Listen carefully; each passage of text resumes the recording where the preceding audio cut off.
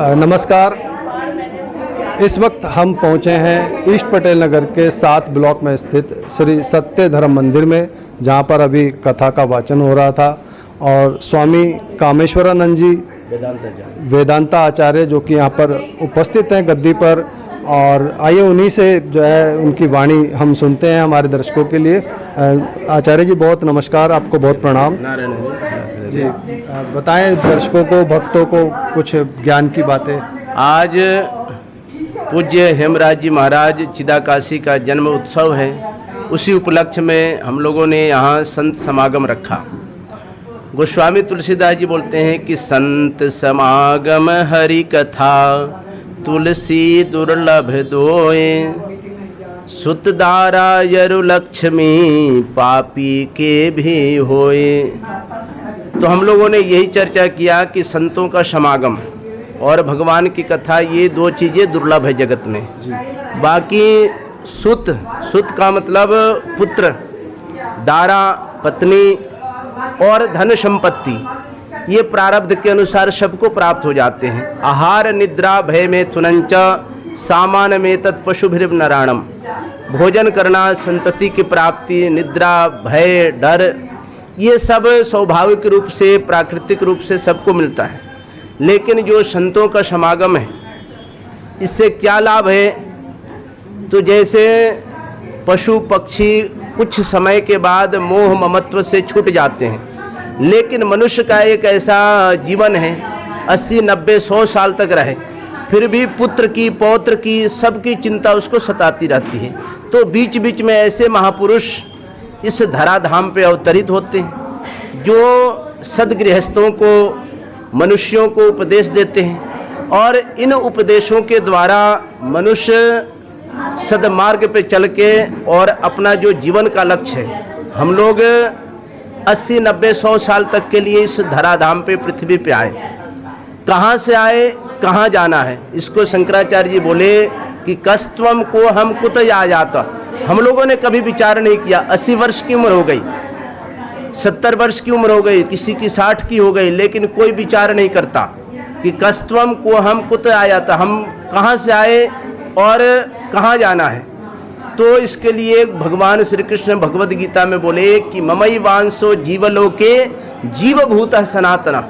हम सब उस परमात्मा के अंश हैं। गोस्वामी तुलसीदास जी इसको बोले कि ईश्वर अंश जीव विनाशी। और एक किसी हिंदी के कवि ने बोला कि घट घट साईं रमी रहा, सुनी घटना कोय, बलिहारी वा घट की जा घट प्रगट होए। हम सबके हृदय में वो परमात्मा है, और उस परमात्मा का साक्षात्कार करके और हमें क्या करना, तो उस परमात्मा की प्राप्ति करनी। और उस परमात्मा की प्राप्ति के लिए अनेक प्रकार के साधन बताए, इसमें भक्ति की प्रधानता है। भक्ति 9 प्रकार की भगवान ने बताया कि प्रथम भगति संतन कर संगा। पहली भक्ति क्या है कि हम लोग सज्जन बने, और सज्जन की पहचान हनुमान जी बताते हैं सुंदर कांड में। जब लंका में प्रवेश किए हनुमान जी, तो लंका निश्चर निकर निवासा, यहाँ कहाँ सज्जन कर वासा। बोले कि सज्जन कौन है? तो उसी समय विभीषण जी जगे, और जगते ही उन्होंने क्या किया, तो राम नाम राम सुमिरन जब किन्हा, हृदय हरस कपि सज्जन चिन्हा। तो बोले कि सज्जन की यही पहचान है कि जो सबसे पहले राम नाम का स्मरण करें। हम लोग क्या करते हैं, मोबाइल उठा लिए, व्हाट्सएप देखने लगते हैं, लेकिन प्रातः काल क्या करना चाहिए? बोले चिंतयत रघुनंदनम। सुबह उठते ही भगवान का दर्शन करना चाहिए, कर हाथों का दर्शन करना चाहिए। कराग्रे वस्ते कर मध्य तु सरस्वती, हाथों में गोविंद का दर्शन करें, भगवती का दर्शन करें। और इस प्रकार से पैर रखते हैं क्या करें? धरती माँ को विष्णु पत्नी नमस्तुभ्यम पादस्पर्श क्षमस्व, धरती माता को प्रणाम करें। कि फिर इस प्रकार से हम लोग अपना नित्य कर्म जो करते हैं, उस नित्य कर्म को करने जाएं। तो इस प्रकार से मनुष्य जीवन बड़ा ही दुर्लभ है, बड़े भाग्य मानुष तन पावा। और इस मनुष्य जीवन को प्राप्त करके हम सब क्या करें? उस परमपिता परमात्मा की प्राप्ति करें। और परमात्मा की प्राप्ति में भक्ति को प्रधान साधन बताए।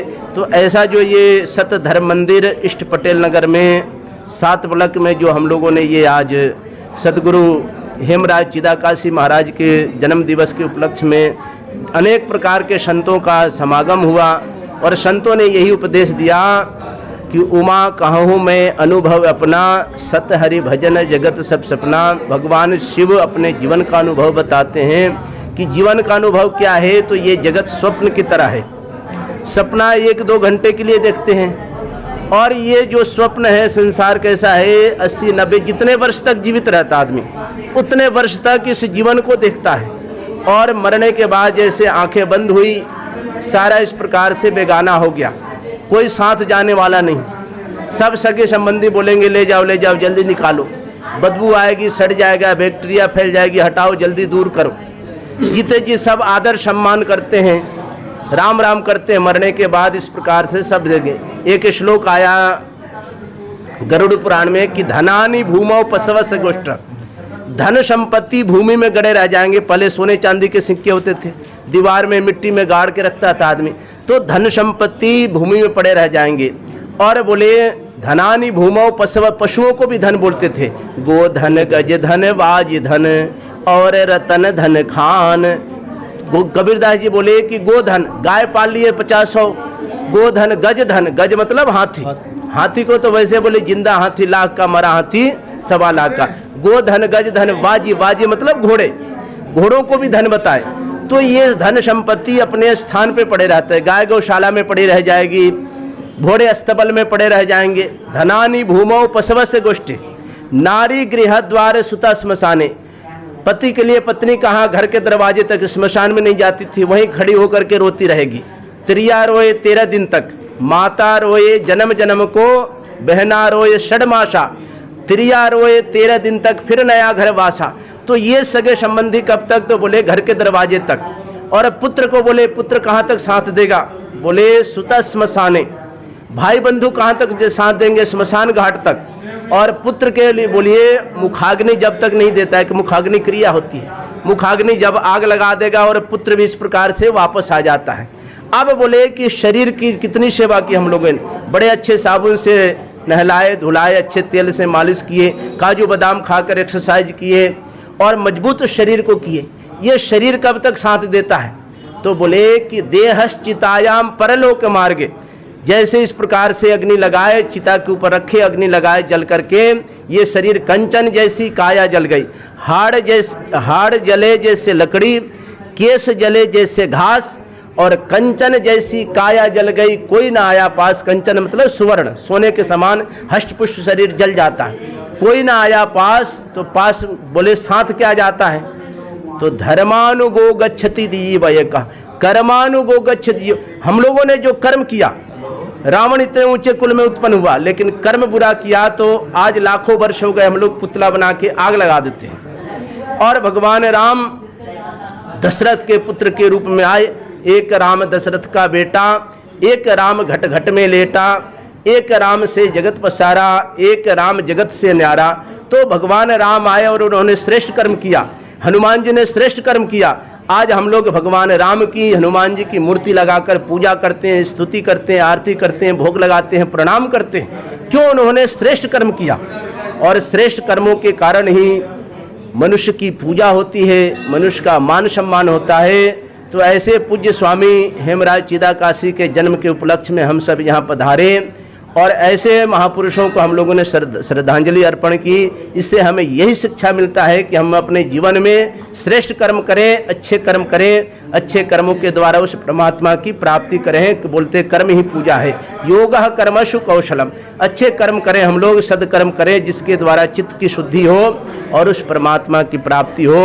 ओम शांति शांति शांति। बहुत धन्यवाद, बहुत सादर प्रणाम आपको। इतनी अच्छी वाणी, इतनी सुंदर और इतनी सत्य वाणी, अनमोल वाणी आपने घर बैठे सुनी और इस वाणी का आप अपने जीवन में आचरण करें और आपका कल्याण होगा। हमारे चैनल को देखने के लिए, सब्सक्राइब करने के लिए, सपोर्ट करने के लिए आप सभी का बहुत बहुत धन्यवाद।